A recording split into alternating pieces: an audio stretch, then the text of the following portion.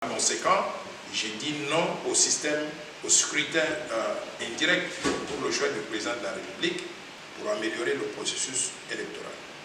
Nous proposons qu'on ait le système d'élection présidentielle au scrutin direct, au scrutin universel direct pour le choix des sénateurs, mais également pour le choix des gouverneurs. Pourquoi? Parce que, comme je vous ai dit tout à l'heure, les scrutins indirects amènent à la corruption, à la magouille, à la corruption, et nous voulons sortir cela. Donc vous proposez que le peuple commence à élire le gouverneur, le sénateur, et même le chef de l'État.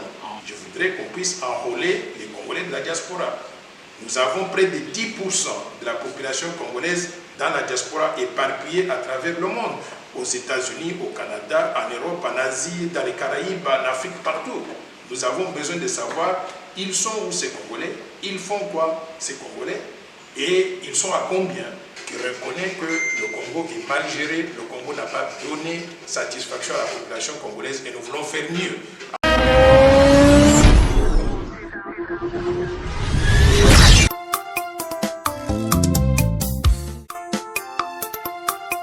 Bonjour mesdames, mesdemoiselles et messieurs, bienvenue encore une fois dans votre émission Vision politique présentée par le vôtre John Lisha sur votre chaîne Récite Télévision.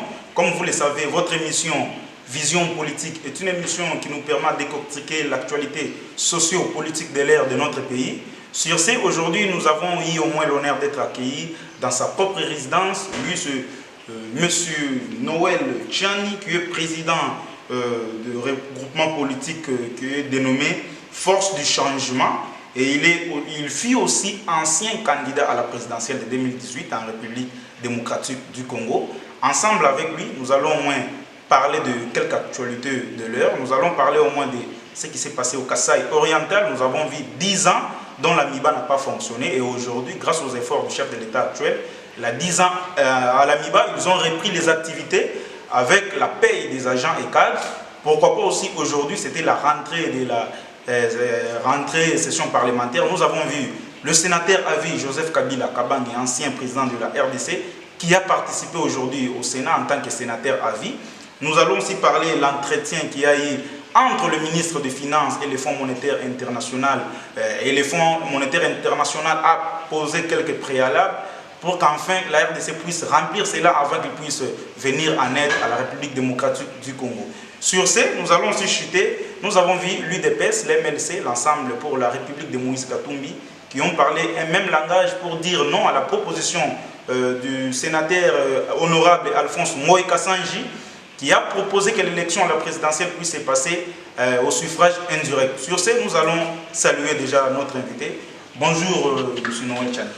Bonjour, soyez les bienvenus. Merci beaucoup, M. Noël Tchani. En vous regardant déjà, docteur, vous êtes vraiment super en bonne santé. La santé physique, elle est très bonne, excellente. Merci beaucoup, docteur. D'entre de jeu, nous allons débuter avec cette actualité de l'ère. Nous avons vu aujourd'hui le sénateur, le député, c'était la rentrée parlementaire aujourd'hui, Joseph Kabila, en tant que président honoraire de la République démocratique du Congo. Il a participé aujourd'hui officiellement en tant que sénateur à vie. Qu'en pensez-vous de sa présence aujourd'hui au Sénat? Je voudrais saluer l'ancien président de la République, Joseph Kabila, d'avoir pris officiellement conscience qu'il est sénateur à vie et d'avoir même fait le déplacement pour assister à l'ouverture de la session parlementaire aujourd'hui. C'est une évolution très positive dans le fonctionnement normal d'une démocratie telle que nous la définissons en République démocratique du Congo. Un ancien président de la République, on lui donne certaines immunités d'après la loi qui a été votée par les sénateurs et promulguée par lui-même quand il était président de la République. Ces immunités s'accompagnent d'une pension alimentaire qui est énorme, 670 000 $, c'est beaucoup d'argent. Maintenant, en contrepartie de tout ça, il devient sénateur à vie, et quand on est sénateur à vie, il ne peut plus jamais prétendre se présenter aux élections présidentielles. C'est ça que ça veut dire. Donc c'est important qu'il ait pris conscience de cela, qu'il ait accepté d'aller siéger au Sénat en tant qu'ancien président de la République, sénateur à vie, mais en même temps aussi, moi je me réjouis du fait que Joseph Kabila ne pourra plus jamais se présenter aux élections présidentielles, ne pourra plus jamais devenir président de la République du Congo. Donc c'est une évolution très positive. Mais tandis que, docteur, nous avons vu, il y a quelques cadres du FCC pourraient les annoncer déjà cela, que le sénateur à vie Joseph Kabila Kabange devait faire une rentrée sur scène politique. Pourraient, ils disent que non, en 2023, il est éligible à postuler encore. Mais en vous entendant parler, vous dites que M. Kabila ne peut plus encore revenir comme candidat à la présidentielle. Mais ceux qui pensent qu'ils peuvent revenir, ils se trompent ou bien ils sont en train de rêver selon vous? Vous savez, il y a des gens qui sont nostalgiques du passé. Ces gens du FCC qui ont géré le Congo à leur façon et qui ont pris le pays en otage et qui ont eu des avantages énormes auxquels le peuple congolais n'a pas pu accéder. Ils rêvent toujours de vivre cette situation-là éternellement. Moi, je voudrais leur rappeler que la constitution de la RDC elle est très claire. La constitution de la RDC donc dit qu'un Congolais peut devenir président de la République pendant 5 ans, renouvelable une seule fois. C'est-à-dire, chacun de nous peut devenir président de la République pour un maximum de 10 ans. Quand on dit cela, ça veut dire que vous ne pouvez pas partir en vacances, revenir quelques années après et recommencer à zéro. Parce qu'on a dit on ne peut être président de la République que pour un mandat de 5 ans renouvelable une fois. Ça, c'est déjà clair. Maintenant, à cela s'ajoute une autre qualification. Quand on est président de la République et on sort de là, on devient sénateur à vie. Quand on est sénateur à vie, on ne peut pas démissionner du poste de sénateur à vie. Ce n'est pas comme un sénateur ordinaire. Un sénateur ordinaire peut démissionner de son poste pour se présenter aux élections présidentielles, pour se présenter à un mandat électif. Mais quand on est sénateur à vie, comme le nom le dit, c'est pour la vie. Et on ne peut pas démissionner de ce poste-là pour se présenter à un autre mandat électif. Je crois que le législateur a été très intelligent en adoptant donc cette terminologie-là. Par conséquent, aux amis du FCC qui pensent que Kabila peut revenir, je voudrais donc leur rappeler que Joseph Kabila est parti de la présidence de la République. Il ne pourra plus jamais mettre ses pieds au palais de la nation en tant que président de la République encore. Merci beaucoup. Nous allons passer au deuxième sujet. Docteur, nous avons vu au Kasaï oriental, plus de 10 ans que cette grande société minière dénommée MIBA, il y avait vraiment la faillite totale là au Kasaï. Mais nous avons vu dernièrement ici déjà, nous avons vu le chef de l'État actuel, Félix Tshisekedi, qui s'est impliqué, mais nous avons vu il y a eu déjà début des activités à la MIBA au Kasaï oriental, et il y a même eu la paye qui a débuté, on est en train de payer de cadres et des agents de la MIBA. Qu'en pensez-vous de cela, tandis que la MIBA était par terre pendant 10 ans? Vous, en tant qu'un grand économiste de notre pays, qu'en pensez-vous de cela? Je voudrais saluer déjà les efforts du président de la République, Félix-Antoine Tshisekedi, qui a remis le dossier de la restructuration de la MIBA sur la table. Vous avez suivi tout récemment à la télévision. Il avait reçu la haute direction de la MIBA, venu lui présenter leur cahier de charges, mais également leur état de besoin pour remettre la compagnie MIBA en voie de rejouer le rôle qu'elle avait joué dans le temps dans l'économie non seulement du Kasaï mais de la RDC. Et je voudrais rappeler aux gens que la MIBA a été la vache à lait de la RDC pendant plusieurs années. Elle a contribué au budget de l'État. On a utilisé les ressources provenant de l'exploitation du diamant du Kasaï pour financer même des guerres. La guerre de la FDN a été financée en partie ou en grande partie par la MIBA. C'est ce qu'on appelait donc l'effort de guerre. Mais pendant plusieurs années, Mobutu, Kabila père, Kabila fils, ils ont soutiré l'argent de la MIBA pour d'autres besoins, non seulement de souveraineté nationale, mais également de développement économique et social du pays. Il est important que cette compagnie-là, quand elle est en difficulté, que l'État congolais puisse lui renvoyer l'ascenseur pour la remettre debout, parce que c'est à cause du comportement du gouvernement d'antan que la MIBA est tombée en faillite. Donc, il y a eu un premier effort qui était fait par Joseph Kabila, qui était arrivé à Mbujimaï au moment, le jour où moi-même je me trouvais à Mbujimaï. Et il avait promis de pouvoir donner de l'argent pour la restauration de la MIBA. Il avait même présenté un chèque de 10 millions de dollars. Mais le chèque s'est avéré sans prévision parce que les gens n'ont jamais encaissé cet argent-là. Aujourd'hui, Félix-Antoine Tshisekedi vient de faire aussi un geste avec son gouvernement. Ils ont approuvé en Conseil des ministres une allocation à l'AMIBA de 5 millions de dollars qui ont été déjà payés, ce qui a permis déjà à la direction de l'AMIBA de commencer à payer les arriérés de salaire. Mais je voudrais rappeler au président de la République, mais également à tous les compatriotes, au gouvernement de la RDC, je voudrais rappeler que les besoins pour la restructuration de l'AMIBA sont beaucoup plus importants que 5 millions de dollars. Moi, personnellement, j'avais fait un voyage spécifiquement en Bujima. J'avais rencontré l'ancienne haute direction de l'AMIBA qui m'avait présenté les besoins de l'AMIBA en termes de restructuration. L'AMIBA a besoin de 350 millions de dollars pour se remettre debout, pour apurer les arriérés de dettes, pour apurer les arriérés de salaires, pour renouveler l'outil de production, acheter des équipements nécessaires à son exploitation, donc pour financer le fonds de roulement, donc totalisant 350 millions de dollars. Donc 5 millions de dollars donnés par le gouvernement de la RDC aujourd'hui ne représentent qu'une petite goutte dans l'océan. Je voudrais inviter encore une fois de plus le président de la République, le gouvernement de la RDC à mettre la main dans la poche pour donner à l'AMIBA tous les moyens dont elle a besoin pour se remettre debout. Donc, nous devons nous mobiliser pour mobiliser 350 millions de dollars. Sinon, on va parler de 5 millions de dollars comme une petite goutte dans l'océan, un trompe-l'œil qui ne pourra pas donc régler les véritables problèmes auxquels cette compagnie est confrontée. Et je voudrais rappeler l'importance d'AMIBA dans l'économie du Grand Kasaï. C'est la plus grande compagnie là-bas, minière là-bas. Il faut restructurer ça pour redonner du travail au peuple, non seulement Kasaï, mais au peuple congolais au centre de la République, parce que toute l'économie du Grand Kasaï tourne autour de l'AMIBA. L'AMIBA, dans le passé, a non seulement même entretenu de routes, financé les écoles, les hôpitaux, les soins médicaux.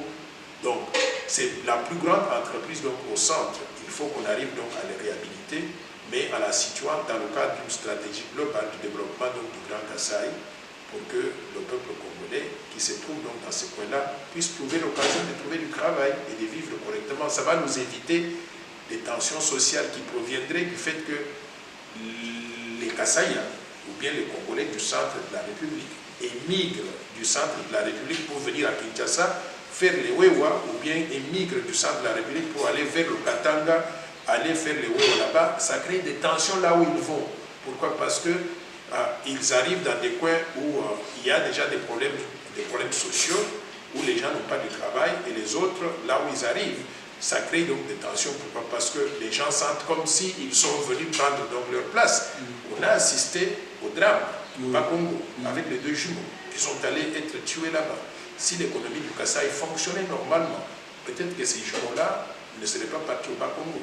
Et s'ils pouvaient toujours y aller, parce que c'est leur pays, ils ont le droit de s'établir où ils veulent. Mais on peut éviter donc ces problèmes sociaux-là en redonnant vie à l'AMIBA, en redonnant vie à l'économie du Grand Kasaï pour créer des opportunités pour tout le monde là-bas. Merci beaucoup, docteur, pour vos interventions pertinentes. Nous allons essayer aussi de parler sur cette actualité. Comme vous le savez, monsieur l'honorable Alphonse Moïse Kassanji, qui est cadre du FCC, qui a proposé, d'ailleurs, c'est une proposition qu'il a proposée. Nous avons vu le sénateur, parce qu'il est aussi sénateur, il propose que l'élection à la présidentielle en République démocratique du Congo soit normalement au suffrage indirect. Donc nous, la population et le député, et le sénateur et le député à l'air d'où puisse voter le chef de l'État. Vous, en tant qu'un ancien d'abord candidat à la présidentielle 2018 à notre pays, qu'en pensez-vous d'abord à cette proposition de l'honorable Moïse Kassanji, dont nous avons vu d'ailleurs le MLC qui est dans la Mouka, l'ensemble de la République, dans la Mouka de Moïse Katumbi, et l'IDPS qui ont parlé même langage pour dire non, et ils accusent le FCC qui est en train de chercher à créer des manœuvres pour déstabiliser le président Félix Tshisekedi. Vous, qu'en pensez-vous d'abord à la proposition de l'honorable Moïse Kassanji? Je voudrais dire qu'il faut que les gens apprennent à lire la Constitution et à comprendre ce que la Constitution dit. Notre Constitution donc dit que le président de la République est élu au suffrage universel direct. Quand on dit cela, ça veut dire que le président de la République est élu directement par la population congolaise. Chacun de nous doit donner son avis sur le choix du président de la République. On ne dit pas que la Constitution ne nous autorise pas d'aller avoir le président de la République élu par des gens élus par la population. Non. Nous connaissons le système de suffrage universel indirect dans ce pays et nous avons une expérience avec ça.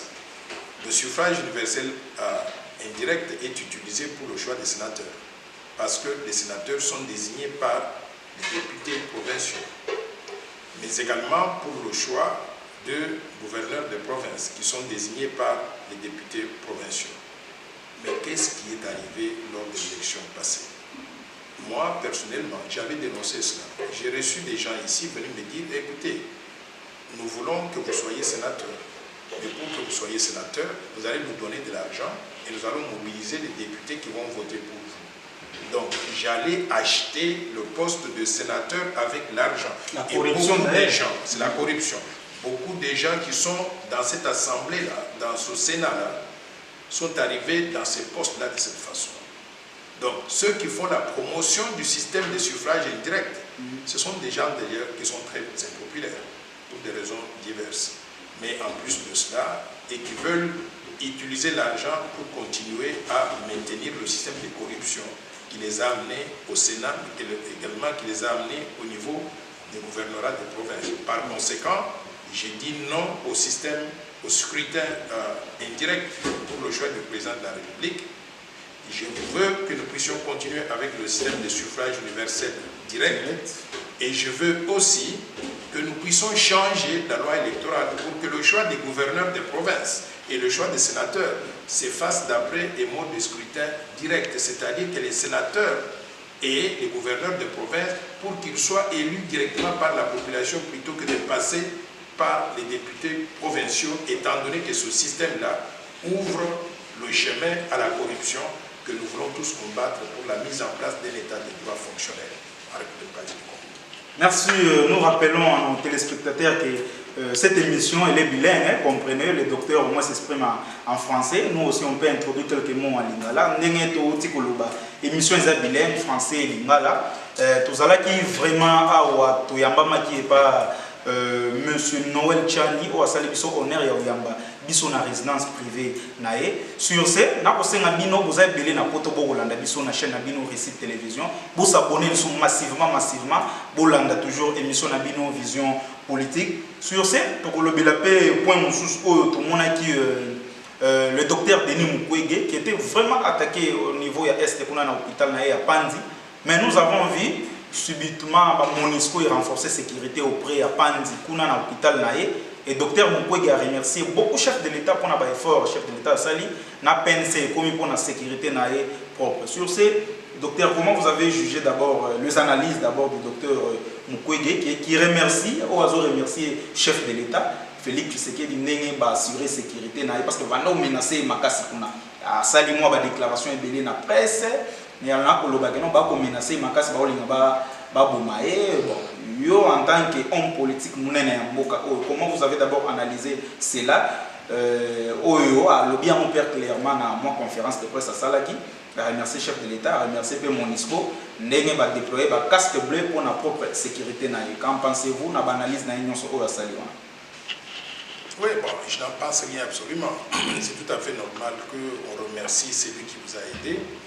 Et c'est tout à fait normal que Dr Mukwege remercie le président Félix Antoine Tshisekedi d'avoir non seulement lui-même au niveau du Conseil des ministres demandé qu'on renforce sa sécurité avec des éléments de la police nationale, mais au-delà de cela, d'avoir même accepté qu'un citoyen congolais sur l'étendue du territoire national soit protégé par une force onusienne. Donc je pense que Dr Mukwege a raison de dire merci au président Félix Antoine Tshisekedi qui d'ailleurs l'a honoré en tant que prix Nobel congolais. Vous rappelez que quand il était proclamé prix Nobel congolais, c'était Joseph Kabila qui était président.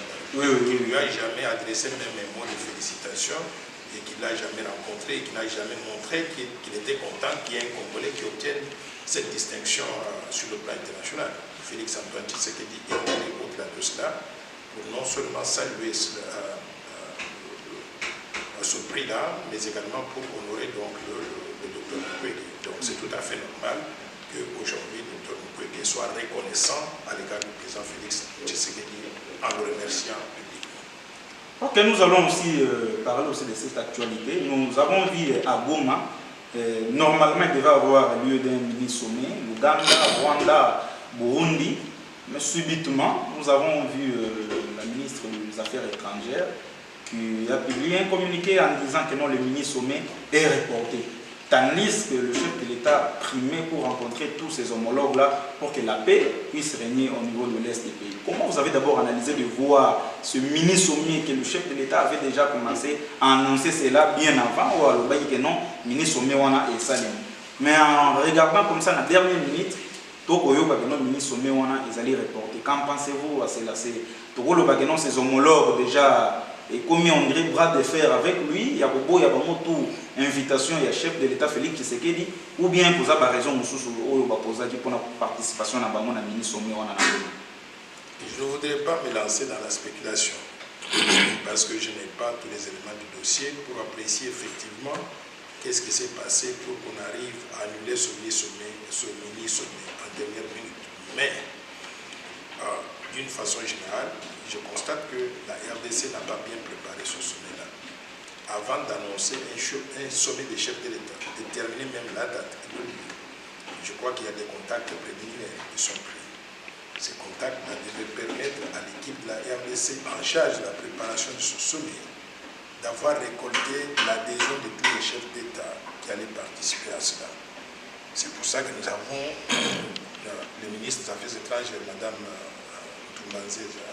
C'est pour ça que nous avons des ambassadeurs itinérants qui pleuvent à gogo au niveau de la présidence de la République.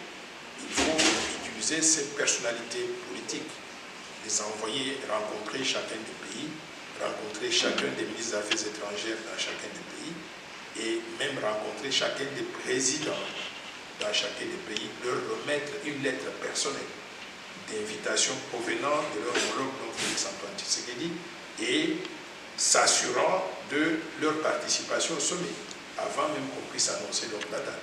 Donc, j'ai l'impression que la préparation a été bâclée et je souhaiterais que la RDC puisse tirer les conséquences de cela en apprenant de cette expérience-là pour que dans l'avenir, les choses soient faites différemment. Merci. Nous allons aussi, nous tendons déjà vers la fin de notre émission Vision politique. Avant de chuter, il nous reste deux actualités, quelques sujets. Nous allons aussi parler, nous avons vu les groupes de G7, les 13 parlementaires comme on les appelle. Il y a aussi quelques personnalités là de la société civile qui ont débuté des démarches, c'était pour les réformes électorales. Hier, le chef de l'État les a réussi. Ils ont déposé leur dossier complet. Pour eux, ils ont déjà conclu. Comment vous pouvez analyser cela, docteur? C'est une façon pour eux de chercher encore un dialogue politique pour qu'enfin il y ait encore des partages du pouvoir, des gâteaux comme ça. Ça s'est fait, comme nous avons vu au Kanchachi, à la Cinco. Qu'en pensez-vous d'abord avec la démarche de ces groupes 13 personnalités qui ont déposé les rapports hier chez le chef de l'État, Félix Tshisekedi? Bon, moi je pense que quand on a des problèmes, toute initiative est bonne pour arriver à régler ces problèmes-là. Et les problèmes que nous avons, c'est que la CENI, telle qu'elle est structurée, telle qu'elle a fonctionné en 2018, n'a pas donné des résultats satisfaisants à la population congolaise. Tout le monde a vu que les élections étaient couvertes de beaucoup d'imperfections. Il faut qu'on améliore le processus électoral pour que les élections à venir, en 2023-2028, ces élections-là soient plus transparentes, soient plus crédibles et que les résultats ne soient pas sujets à des contestations qui durent pour toujours. Par conséquent, tout Congolais peut prendre des initiatives pour arriver à faire des propositions concrètes. Moi qui vous parle dans le cadre du plan Marshall de Noël Tchani pour la reconstruction et le développement de la RDC, nous avons réuni un certain nombre de personnes, nous avons analysé la situation et voici les choses que nous proposons pour améliorer le processus électoral. Nous proposons qu'on ait le système d'élection présidentielle au scrutin direct, au scrutin universel direct pour le choix des sénateurs, mais également pour le choix des gouverneurs. Pourquoi? Parce que, comme je vous ai dit tout à l'heure, les scrutins indirects amènent à la corruption, à la magouille, à la corruption, et nous voulons sortir cela. Donc vous proposez que le peuple commence à élire le gouverneur, le sénateur, et même le chef de l'État. Directement. Donc nous ne voulons pas du système de suffrage indirect, nous voulons le système direct applicable à tout le monde. Nous proposons aussi qu'on puisse revoir la loi électorale pour, en quelque sorte, permettre au niveau de l'élection présidentielle ce que j'appelle donc le système d'élection à 2 tours, pour qu'au premier tour, les différents candidats peuvent se faire concurrence et que au deuxième tour, qu'il y ait les 2 meilleurs, 2 ou 3 meilleurs qui se présentent. Et à ce moment-là, tous les autres qui seraient éliminés pourraient soutenir donc le 2 ou 3 qui seraient donc retenus. Et à ce moment-là, il y aurait donc un débat d'idées entre 2 ou 3 personnes et la population congolaise aura l'opportunité d'apprécier chacun des candidats, de les juger et de choisir la meilleure personne possible pour diriger le pays. Moi, je propose qu'on puisse revoir, qu'on puisse faire l'identification des Congolais dans toutes les provinces, le recensement, suffisamment tôt, de façon telle que nous puissions savoir on a combien de Congolais sur cette planète. Et au-delà de cela maintenant, on utilise ces résultats-là pour l'organisation des élections, mais également pour la conception d'autres politiques économiques et sociales dans notre pays. On a besoin de savoir on a combien de vieux, on a combien de jeunes, on a combien d'hommes, on a combien de femmes, on a combien d'enfants à l'âge scolaire. On a besoin d'avoir toutes ces informations, elles sont importantes dans le fonctionnement normal d'un pays, préalable aux prochaines élections. Mais au-delà de cela, je voudrais qu'on puisse enrôler les Congolais de la diaspora. Nous avons près de 10% de la population congolaise dans la diaspora éparpillée à travers le monde, aux États-Unis, au Canada, en Europe, en Asie, dans les Caraïbes, en Afrique, partout. Nous avons besoin de savoir, ils sont où ces Congolais, ils font quoi ces Congolais, et ils sont à combien? Parce qu'on utilise la diaspora aujourd'hui simplement pour recevoir l'argent qu'ils envoient par Western Union à leur famille tous les jours. Mais nous voulons que la diaspora congolaise, qui est un réservoir de connaissances, d'expertise, dans des domaines différents, parce que là où ils sont, ils travaillent, ils ont acquis de l'expertise dans des domaines parfois où au Congo, on n'a pas ces connaissances-là. On a besoin de connaître ces gens-là à travers un recensement pour qu'en cas de besoin, on puisse faire recours à eux. Donc, bref, ce sont des améliorations que je pense qu'on doit mettre en place avant la tenue des prochaines élections. Ça, c'est la réflexion que nous avons menée. Nous communiquons cela à travers les médias. Nous allons faire même un mémo aussi que nous allons rencontrer, que nous allons déposer dans les mains du chef de l'État avec un groupe d'autres personnalités. Et je pense que c'est une contribution qui doit être prise de la même façon que la contribution qui viendrait donc de ces 13 personnalités dont vous avez parlé. Il y a également d'autres groupes. Donc qu'on fasse l'inventaire de toutes ces propositions et qu'on fasse la synthèse, qu'on retienne des choses qui peuvent être mises en place pour arriver à améliorer le processus électoral. Mais au-delà de cela, je voudrais juste souligner une chose. Les Congolais ont pris une mauvaise habitude. Chaque fois qu'il y a des élections et qu'on met en place un gouvernement, ceux qui ne sont pas au gouvernement s'agitent pour demander qu'on puisse revenir autour de la table pour faire des dialogues. Et on a connu des dialogues interminables. Et le dialogue, c'est pour le partage des gâteaux. Moi, je voudrais dire non à la démarche qui consiste à organiser des dialogues pour partager donc des postes. Mais si on a un forum d'une journée ou deux, par exemple pour tamisser des propositions faites par différents groupes politiques ou sociaux ou la société civile pour améliorer le processus électoral, mais sur ces questions-là, simplement, qu'on ne sorte pas de là et qu'on ne vienne pas avec des gens qui viennent nous dire « moi je voudrais être vice-président de la République, je voudrais être ceci, cela ». Non, si on peut arriver à organiser donc ces forums pour analyser toutes les propositions venant des différents groupes politiques, sociaux, ou économiques ou les milieux d'affaires afin d'améliorer le processus électoral, je suis tout à fait pour cette initiative. Merci, nous tendons déjà sûrement à la fin de notre émission. Nous allons aborder le tout dernier sujet. Il s'agit de l'entretien qui s'est passé entre le ministre des Finances, Ele Alagoli, et le Fonds monétaire international. Le Fonds monétaire international, Oyoba, avant Baya en aide, na Maramoi et Belé, na Italie, RDC. Sengi la ministre des Finances, quelques préalables, quelques conditions à remplir avant de conclure marché na bango mais vous en tant qu'un économiste, comment vous avez d'abord jugé cela, la proposition? C'est une proposition du Fonds monétaire international par rapport à tous les préalables et conditions qu'ils ont exigées à la République démocratique du Congo, vu l'entretien qu'il y a eu par conférence vidéo et les ministres des Finances et les Alagoli. Oui, j'ai suivi que le ministre des Finances avait eu une discussion par vidéoconférence avec les équipes du Fonds monétaire à Washington et pour évaluer où est-ce qu'on est et quels sont les préalables pour arriver à commencer les négociations formelles pour la mise en place d'un programme de gouvernement soutenu par les équipes du Fonds monétaire. Et j'ai compris qu'il y a des préalables que le Fonds monétaire a pu mettre sur la table. Ces préalables, c'est d'avoir un budget réaliste. C'est tout à fait logique. On ne doit pas avoir des budgets qui ne reflètent pas la réalité. Il faut qu'il y ait un budget réaliste. Et il faut pouvoir justifier ce budget-là. Mais j'insiste sur le fait que les Congolais doivent apprendre que ça, c'est le développement de la RDC. Un budget, ça doit être les efforts du pays. Ça ne doit pas être dicté par qui que ce soit à l'extérieur. Réaliste pour nous, c'est notre budget à nous, tenant compte des capacités de mobilisation des ressources intérieures, mais également des capacités de dépenses que nous projetons pour développer notre pays.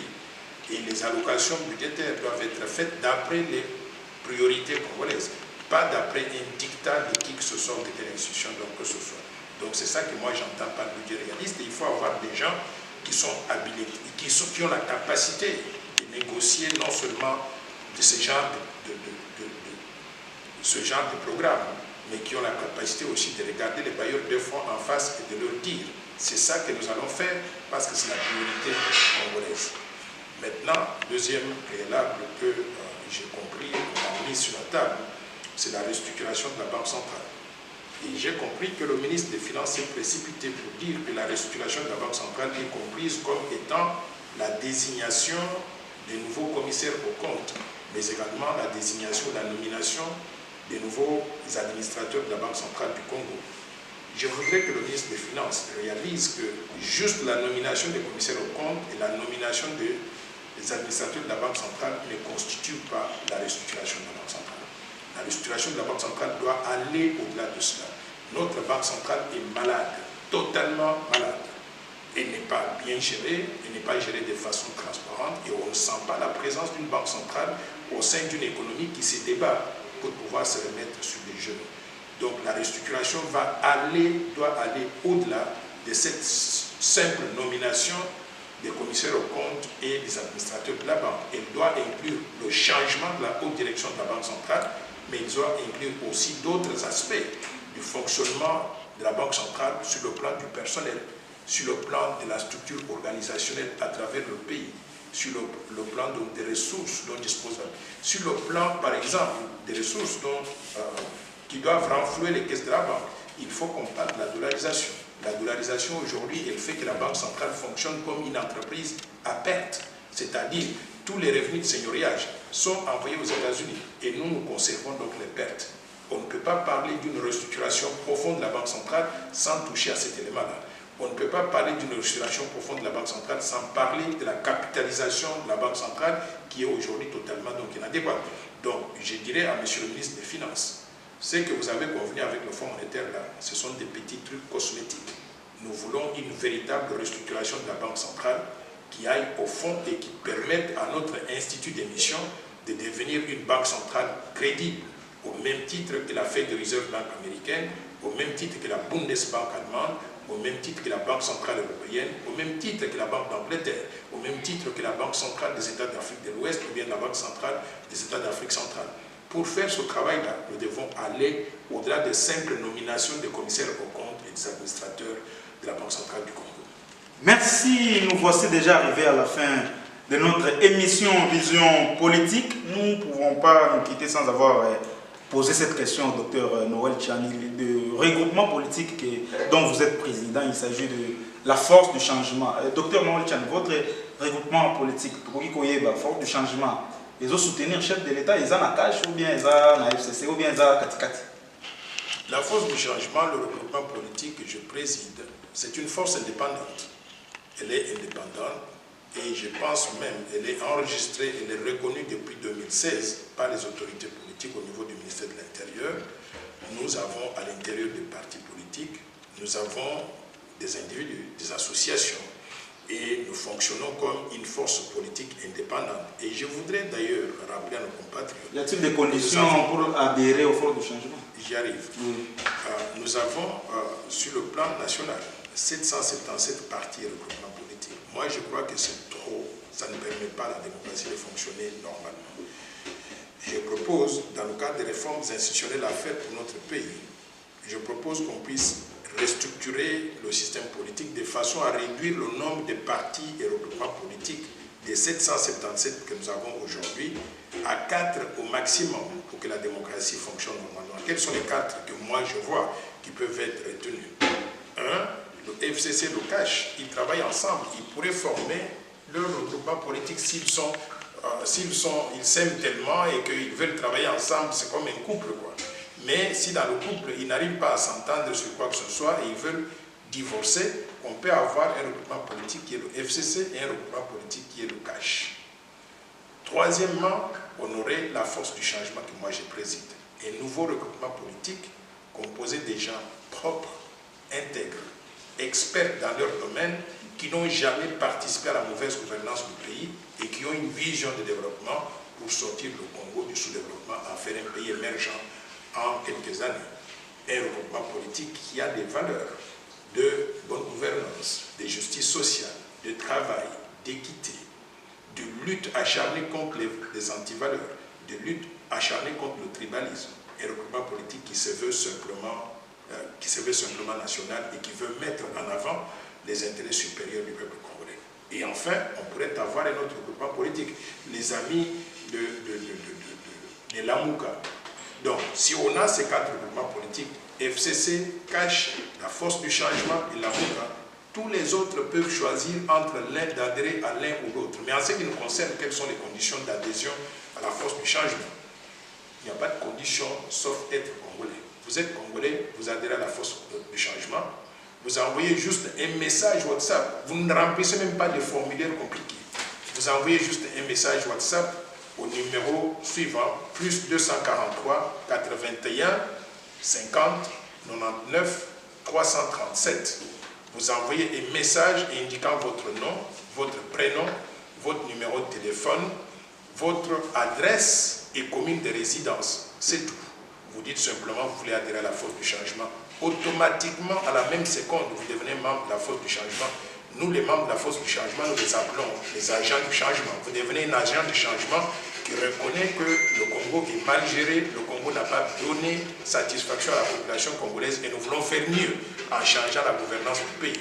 Donc, je vous invite sincèrement à adhérer, à envoyer ce message dans WhatsApp, adhérer à la force du changement et nous allons ensemble promouvoir notre vision de développement qui est le plan Marshall de Noël Tchani pour la reconstruction du développement de la RDC et nous aurons l'occasion un jour de gérer ce pays pour développer la RDC au profit du peuple congolais. Merci beaucoup. Nous voici arrivés à la fin de votre émission Vision Politique.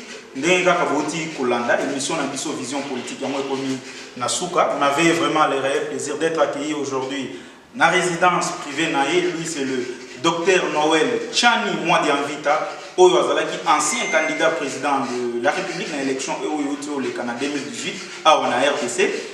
Merci beaucoup Nabuki la cabine sans avoir remercier l'équipe Mobimba ya chaîne Nabiso Récit Télévision.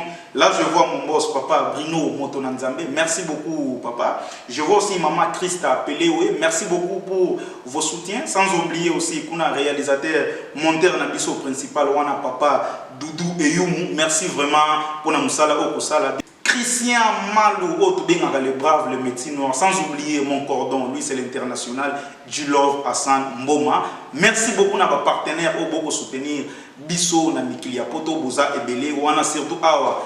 Na Congo, je vois mon maître, mon mentor, lui c'est le docteur Ilumaka, Kassamba et Casimir, le grand communicologue de la RDC que je salue en passant. Je ne peux pas aussi vous quitter sans vous remercier aussi Kunana, Afrique du Sud. Chris Christian Kanza, pourquoi pas maman Margot Kabedi Kuna na Suède, pourquoi pas aussi maman bébé gloire sur gloire Kuna na Paris, boza vraiment ébélé, Glody Fouamba na Paris, merci beaucoup pour vos soutiens, sans oublier Hugues Kiala et Igor Pumbo na États-Unis, merci beaucoup pour notre soutien na bino Oyo, beaucoup soutenir l'émission na bino Vision Politique, sans oublier aussi mon inspecteur général, mon mentor, lui c'est mon oncle privé, que j'appelle souvent mon oncle privé, mon mentor, Lui, c'est Papa Florent Katokani. Merci beaucoup pour notre soutien Nabino. Abonnez-vous encore une fois massivement à la chaîne Nabino. Vous avez déjà ébélé abonné. Bolanda émission Nabino intégralité na chaîne Nabino Récit Télévision. Abonnez-vous massivement pour être informé des sources en temps réel. Merci beaucoup. On se voit prochainement pour un autre numéro Vision Politique. Au revoir.